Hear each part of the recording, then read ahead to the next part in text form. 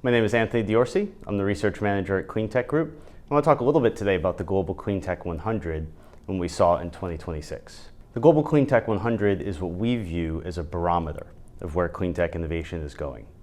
This is a list that's determined, voted on by a network of about 85 experts in venture capital, in corporates, and in government economic development agencies. From the list this year, we see a few things. First thing we see is that jubilation, perhaps naivete, of 2021 and 2022 has really melted away. And the solutions on the list this year are much more so responding to near-term and immediate-term demand pull. If we look just at the companies on the list at a high level, of the 100 in 2025, only 50 or so of those remain in 2026. So what's on the list tells us just as much as what's not on the list. And the things that have melted away this year are very much so those long-term plays for decarbonization. We're thinking things like hydrogen, carbon management, carbon removal, and then some industrial decarbonization vectors. The things that are on the list this year are very much so related to that drive for ownership over the AI infrastructure continuum. Thinking everything from baseload power to new types of cooling and power management solutions, and then of course the heat transfer materials too.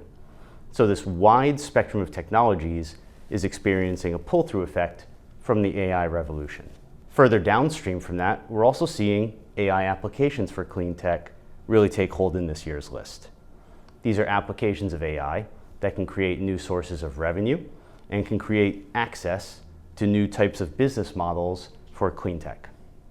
A few things I'm thinking of here would be AI for mining, AI for weather forecasting that enables things like energy trading, and of course, AI for financing deployment of renewables. Now, a little bit further back in the value chain, grid technologies have experienced this really magnetic pull from the AI revolution.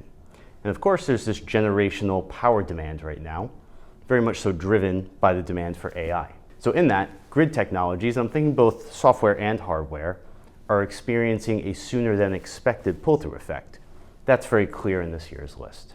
And then of course, there's everything in critical minerals access, refining, and circularity.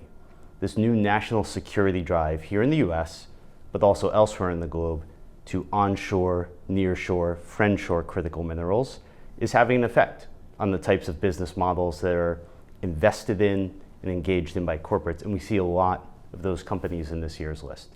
So what I would really cap it off as saying is that this year's Global Cleantech 100 is very reflective of a drive for more sovereignty in the ownership of AI, a critical future technology, and more sovereignty over supply chains.